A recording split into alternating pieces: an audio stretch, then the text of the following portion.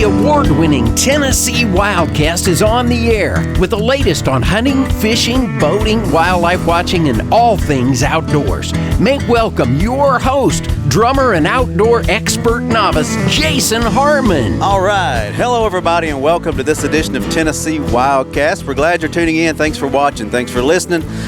We are excited to be here at Tellico Hatchery once again with John Ellis. He's our Tellico Hatchery manager, and Travis Scott. He's the Region 3 Streams coordinator, Region 3 Streams manager, and just glad to be here. Glad to have them with us. And Miss Mimi Barnes, our communications outreach guru for Region 3. Happy to be here. Lady with all the answers, right? If only. Yeah. Glad to have her. Thanks to her for setting this up. As always, she does a great job, and we're just glad to be here. Thank you, guys. Oh, thank you for having us. Happy to be here. Thanks for having us. So we got the brook trout facility here behind us, where they've been raising some brook trout, and a lot of great things going on here. And amazing. So let's just kick it off first. Tell us a bit about yourselves, and a little bit about what's going on here, and then we'll dive into some more information on trout and Tellico and all that good stuff. So whoever wants to kick it off. Well, you guys, you guys know me. I'm John Ellis. I'm Tellico Hatchery manager. Running the facility here and work under Travis. We kind of work together to make sure that the streams remain healthy and get adequate numbers of fish and work through our streams management, tailwater management. Yeah. Travis, what, I guess you're maybe John's boss in some case? John's boss, and but he's easy to work with. Crack the whip. The regional rivers and streams fisheries biologist, and so we've got about 24 counties in the region, and we manage all the rivers and streams, and of course that means a lot of trout streams that we have management responsibilities for, and so that's why we work closely with John and the staff here at Tellico to make sure our trout program is accomplishing our goals. Mm-hmm. So you got rainbow trout, you got brown trout, and then you have the native brook trout facility here. Mm-hmm. A lot of work going on back here, and it's amazing to see what we're growing. Yeah, we've got rainbows, we've got brown trout, we've actually got some albino rainbow trout here, and then we're starting back up with our Southern Appalachian brook trout restoration project. And the Southern Appalachian brook trout, is the only trout native here to Tennessee, and so we're working to try to restore it throughout its historic range here in Tennessee, and that's the purpose of the building. That's a success story right there. I mean, the number of years we've been working on these guys. It's been at least 10 or more years that we've been that I can remember. This facility was originally built in the early 90s and was operated for a couple of years, and then due to some issues it was kind of put on the back burner. But in 2011 we really started focusing more on working with this facility to produce brook trout for restoration efforts. And of course we had a big effort on Sycamore Creek here, and now we're expanding to other regions. Cool. So we've got down here to talk about the Trail Fork Creek. So tell us about the Trail Fork Creek. It's a tributary to the French Broad River. It's in the North Cherokee, and we're working with some of our Region 4 biologists. They've been doing some work on Trail Fork as far as removing the non-native rainbows in Trail Fork Creek, and there's a barrier that will prevent any more of those rainbows from moving into the Trail Fork. But it's around, I think, 5 kilometers of stream that we're going to be able to restore the native Southern Appalachian brook trout to. Wow. Talk about that relationship between the two trout, and what do you mean by a barrier? Yeah, it's a waterfall that will prevent the rainbows from moving upstream into the area where we're going to put the brook trout. And what happens is the rainbows can outcompete the native brook trout, and that's what we've seen in some other streams. And so oftentimes you have to remove those first, and so that work has been done, and so they're ready to put some more brook trout in. And they actually went to some creeks in that same watershed. They went to Brown Gap Creek and Deep Gap Creek and Middle Prong of Gulf Creek, and they got some fish. That's streams that are kind of originate in the Cherokee, but they also flow through the Martha Sundquist State Forest there. And so we collected fish from all 3 of those streams, and that's what we have in the building now. And we've been spawning them this fall, and we've got eggs that are incubating and should be hatching in the next 2 to 3 weeks, we hope. So I'm going to get ahead of us here and just say, why collect fish from that area? Why can't we just take brook trout from anywhere? What's important about the genetics? Right. There's two different strains of brook trout. There's a northern strain and a southern strain. And the southern strain is native to our area. Kind of the dividing line is around the New River in Virginia. South of that, the southern strain would have been native. And we've been doing a lot of genetics testing on our fish, all of our populations, and we've gotten some preliminary results. And so we want to make sure we're going back with pure southern strain. And throughout the years, there have been some northern strain fish stocked in some of our wild trout waters. And so we wanted to make sure that these fish were 100% southern strain on one hand. The other thing is we're looking at improving genetic diversity, and that's why we're collecting from multiple sources, multiple stream sources, so we can improve the genetic diversity. Over time, some of these fish have been isolated in headwater streams, and there hasn't been a lot of new genetics coming in, and so essentially we have populations where all the fish are probably closely related, and so that's not good for long-term survivability of that population. So we're looking to improve their chances by increasing that genetic diversity. Very cool. And something we're happy the average angler doesn't have to think about that. We're happy that you are on staff to do that work. Yeah, we just hope there's a nice population that will persist for an extended period of time for people to go catch. Yeah, that's awesome. And when you end up in a situation like he's talking about, when you have limited gene influence, it's in a small area and you've basically have interbreeding like that, I mean, those fish are much more susceptible to disease and such. So by increasing the genetic diversity, you're providing a fish that's much more capable of weathering, rough situations, whether it be biological or, weather related. Yeah, cool stuff. Yeah, that's awesome. So there you are doing work clear up. You're doing the work here, but this hatchery is far reaching. So talk to us about the reach of this hatchery. It's not just the river next to us right now. Right. No, I mean, the reach of the hatchery just continues to expand, and that's something that Travis and I have talked quite a bit about. I don't know if there's a definitive answer to that, because we continue to be able to produce fish, quality fish, that can go throughout the entire state. Then that's something that's always been our goal. We've changed our management procedures, and overall have been very successful in being able to produce large fish that have gone, throughout the state. It's not, and we do, we're still able to provide an excellent fishery here in Tellico, Citico, the Polk County streams that we service, and the Hiawassee River and such. But, with some of the plans that Travis has laid in and implemented, we have quality fish going, places they've never gone before out of Tellico. Wow. And that's, we're really proud of that. Yeah. Yeah, we've worked to expand our reach there, and we're providing, some trophy fish for our winter trout fisheries across the state. We provide them for some of the tailwaters across the state, and we've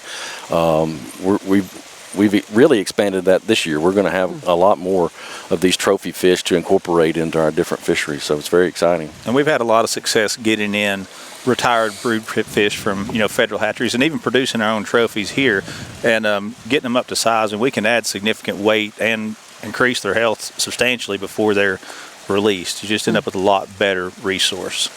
So closer to home here, we're going to talk to some folks later about some of the great fisheries that takes place and some of the great angling opportunities, but close to home, what are some of the things taking place as far as stocking? And well, we've been able to secure a larger number of trophy fish that we're going to continue to keep here in the hatchery and increase in size. Those fish will be allocated to different tailwaters and streams throughout the state. We have a significant portion that go into the Hiawassee. We have a significant amount that are going into the delayed harvest here, and the Hiawassee that we discussed earlier, as well as Caney, other rivers such as that. Wow. Caney Fork River or Dale Hollow tailwater. We'll be able to utilize these fish, like I said, in the winter trout program, which is just almost here. Yeah, and if folks want to find out information, tnwildlife.org, and we have that stocking schedule.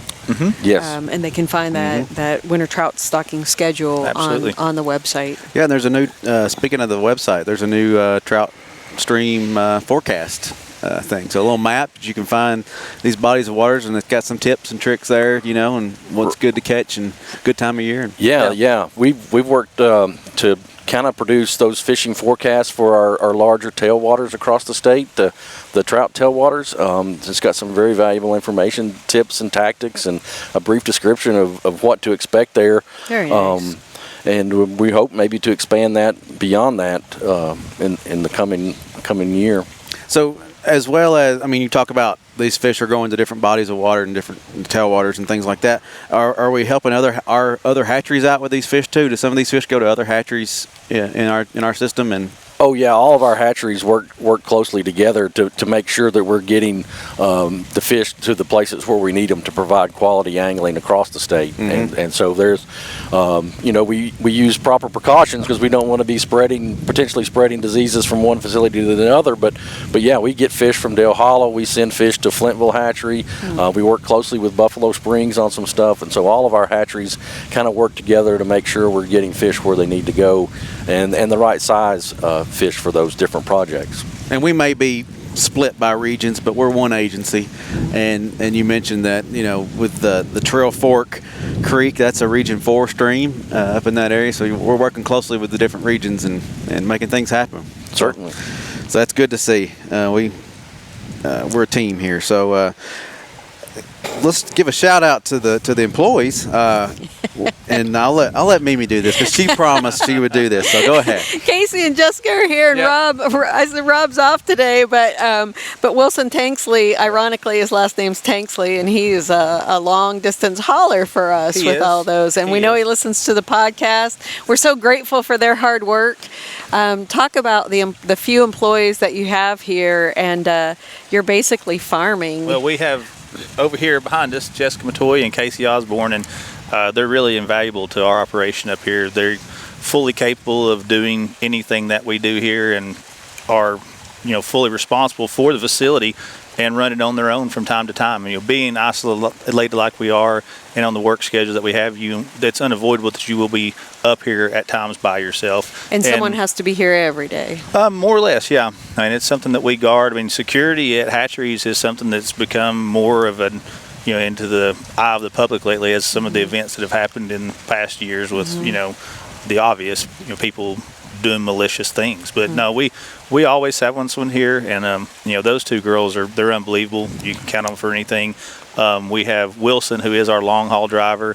He will take off and he'll deliver fish not only throughout Region 3 but throughout the entire state. He's an absolute workhorse.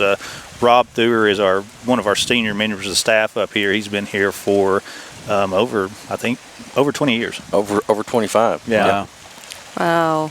Good organizational knowledge there. We've got it. We couldn't do, being able to expand and some of the things we talked about and not really truly defined, what all we service has come through advancements in the hatchery and streams management, and a lot of it's come through not just new technology and new approaches to hatchery management, but through the dedication of the employees we have here.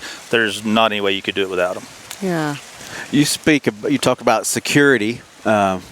Is there a security measure that you have to set in place for wildlife messing with the fish? Jessica. I mean, you worry about people coming in and maybe vandalizing and things like that, but if anybody wants to mess with Jessica, then they have to want it awful bad. No, we do have issues with different wildlife. I mean, everything likes to eat trout, it seems like. So we occasionally have a river otter that might want to get into the raceway, or a great blue heron, and we've actually had some bald eagles swoop down and grab a fish and head out. So we incorporate some netting and fencing and to try to limit their access as well. And that's one of the things we've gone to this year. We're currently replacing all of our netting with a new design that we've came up with that will actually slide down and basically lock over the top of each raceway, so it should prevent a lot of that. Yeah, that's good. Yeah, really, as far as predation goes, I mean, we do have some animals, that are coming in obviously trying to get fish, but it's not as significant as you'd think. So the hatchery is open to the public. Tell us those hours. We've kind of changed the hours. Right now, through the winter, we're closed on the weekends. So we're always closed on Thursdays. It allows us to take care of some of the hatchery work that has to be done that's not safe to do with the public present, such as moving fish around and things like that.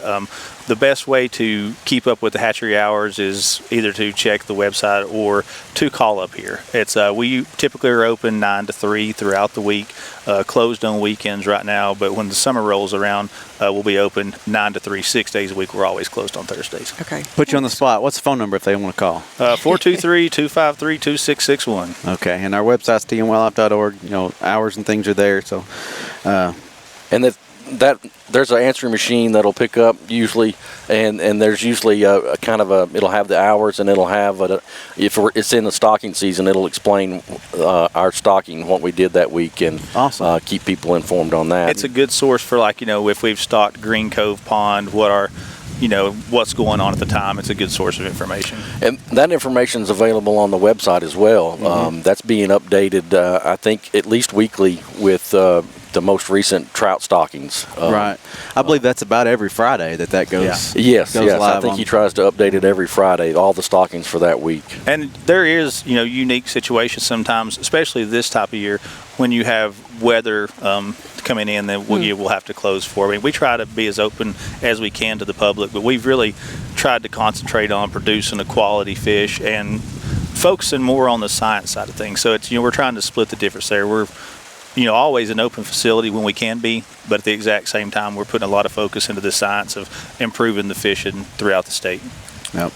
And weather plays a big factor up here. It can change. It really in a does. heartbeat. It changes fast. I mean, last week we had ice storms. Today we're in short sleeve shirts. It's just one of those places, and that's what makes it fun, and the challenges of it, and that's what makes it interesting. Mm-hmm. So one of the thing you've mentioned a few times is the brood stock, and you've talked about that science.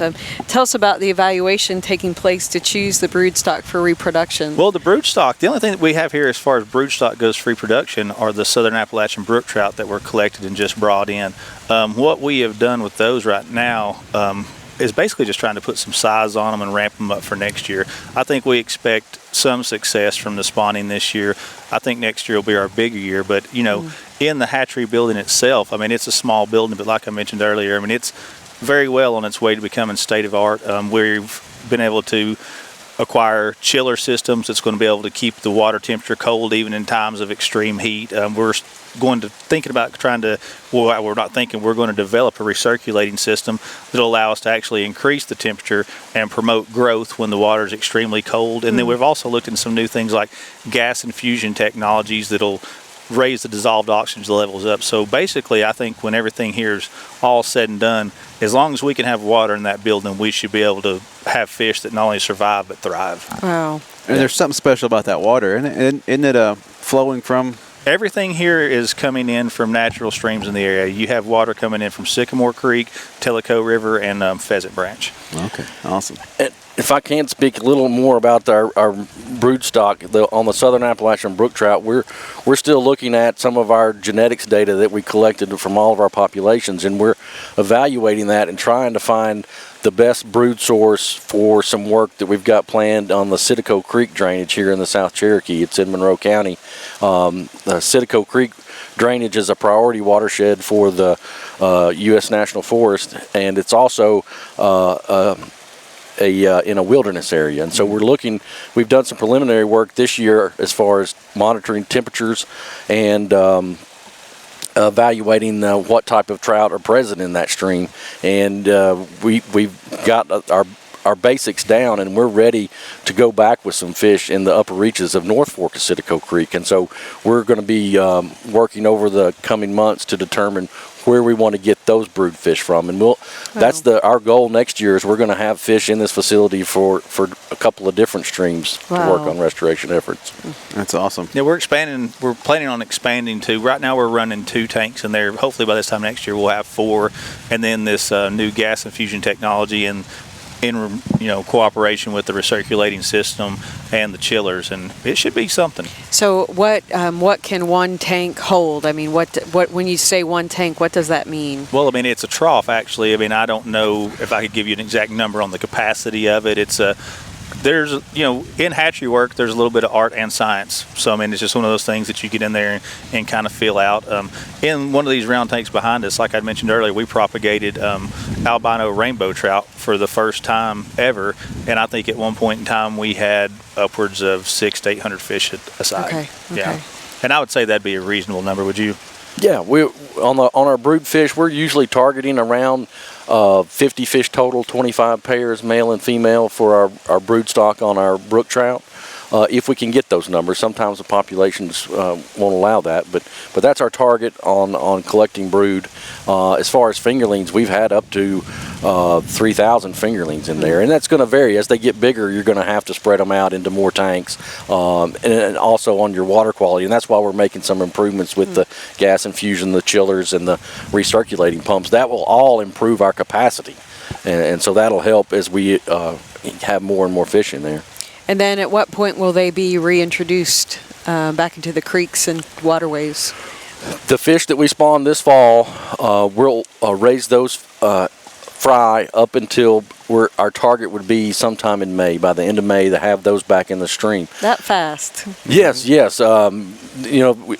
We would feed them over once they hatch and start swimming up. We'll start feeding them and put some size onto them. And ideally, we're going to have them in better size and better condition than they would be in the wild. Wow. Because we're in this controlled environment. And so we hope to have those back in the water as fingerlings in spring, late spring, early summer.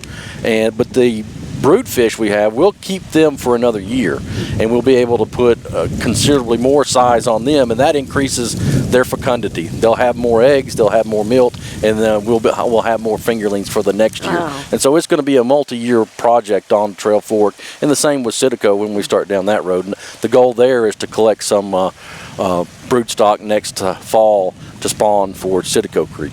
Happy anglers. Mm-hmm. Yeah, I mean, as the quality of the fish and the health of them improve in there, we'll see, like you said, better results during our spawning time, and that coincides with our developments and newly implemented technology in the building. I think that we've got some really good things ahead of us.